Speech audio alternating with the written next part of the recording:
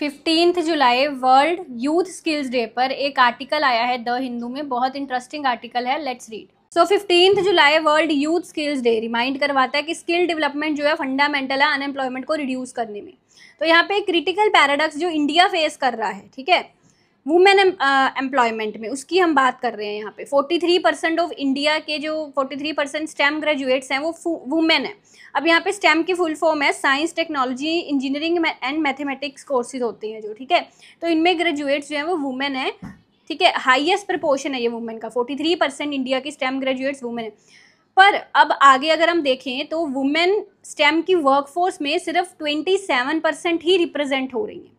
That means कि education तो ले रही हैं, स्टेम ग्रेजुएट्स वुमेन है ज़्यादा, पर उनका पार्टिसिपेशन जो है वर्कफोर्स में वो काफ़ी कम है उसके प्रपोर्शन में, है ना। तो इसको हम बोल देते हैं एजुकेशन एम्प्लॉयमेंट गैप। पूरा आर्टिकल इससे रिलेटेड है। PLFS 2023-2024 के अनुसार इंडिया का overall female labour force participation बड़ा है जो कि 41.7% हुआ है। पर ये जो बड़ा भी है ये इसमें ज़्यादा इंक्रीज़ हुआ है रूरल वुमेन में, ना कि अर्बन एरियाज़ में। तो एज यू नो कि रूरल वर्कफोर्स में अगर इंक्रीज़ हो रहा है, रूरल लेबर फोर्स पार्टिसिपेशन में अगर इंक्रीज़ हो रहा है, सो वो कहीं ना कहीं नेसेसिटी के कारण होता है कि वहाँ पे फीमेल्स को ज़रूरत है जॉब करने के लिए। तो वो एक तरह से एक फॉर्मल टाइप ऑफ एम्प्लॉयमेंट नहीं होती है ना।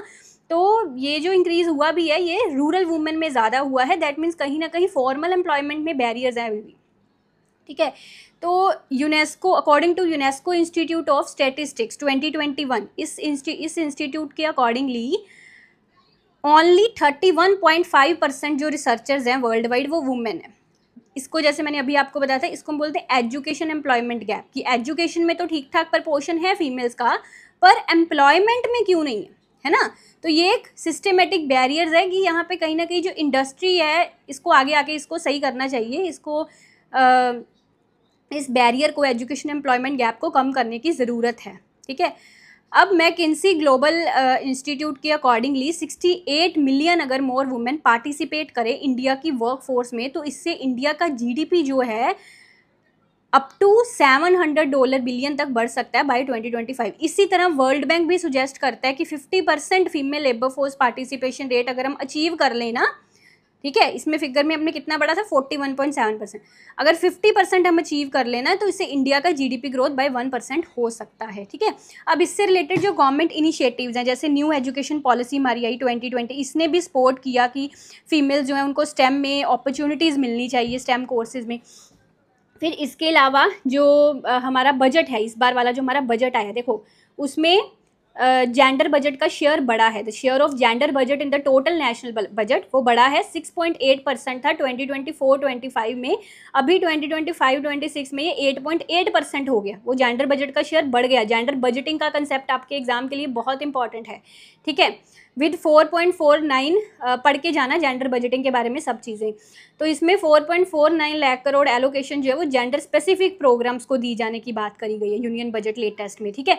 इसके अलावा जो हमारा यूनियन बजट लेटेस्ट वाला है, इसमें जैसे टर्म लोन्स जो हैं वुमेन एंटरप्रीनियर्स के लिए उनको इंट्रोड्यूस किया गया है, और नेशनल स्किल ट्रेनिंग इंस्टीट्यूट्स हो गए या टेक्नोलॉजी ड्राइवन स्किलिंग में भी की भी बात करी गई है। तो बहुत सारे ऐसे government initiative, skill India, digital India, Beti Bachao Beti Padhao, जो इन चीज़ों को प्रमोट करता है। पार्टिसिपेशन जो है लेबर फोर्स, हाँ, पार्टिसिपेशन जो है लेबर फोर्स में, है ना, वो कहीं ना कहीं ये इनिशिएटिव्स काम करते हैं उसको बढ़ाने के लिए, है ना।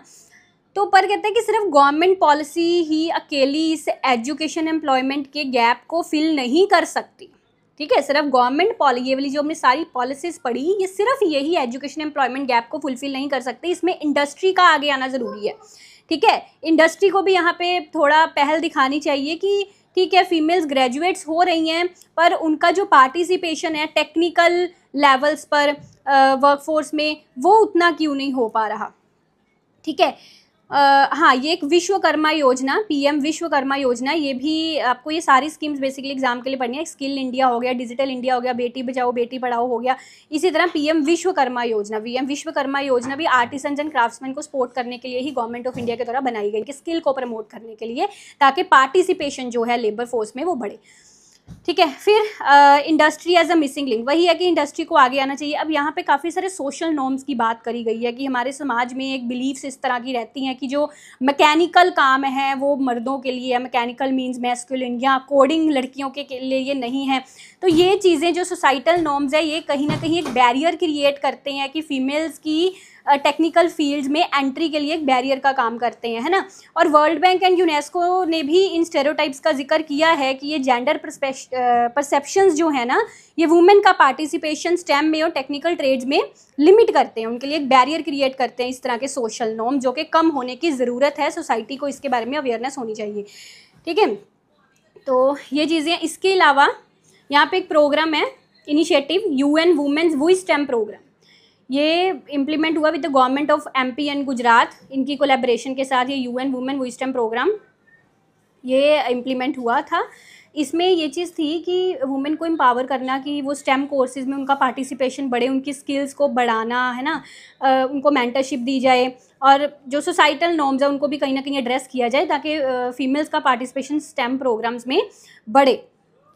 तो इंडस्ट्रीज़ को यहाँ पे जैसे मैंने बताया काम करना चाहिए, इंडस्ट्री को पार्टनर होना चाहिए एजुकेशनल इंस्टीट्यूशंस के साथ, ताकि जो वर्कफोर्स है फीमेल्स की वो इंडस्ट्रीज़ में इस तरह के टेक्निकल ट्रेड्स में बढ़ सके, है ना, और ताकि इस एजुकेशन एम्प्लॉयमेंट गैप को ब्रिज किया जा सके। सो ओवरऑल मतलब एक progressive, inclusive and developed India के लिए फीमेल का अर्न करना और फीमेल का लेबर फोर्स में सिर्फ एजुकेटेड होना ही उसका ज़रूरी नहीं है, उसका कमाना भी ज़रूरी है ना।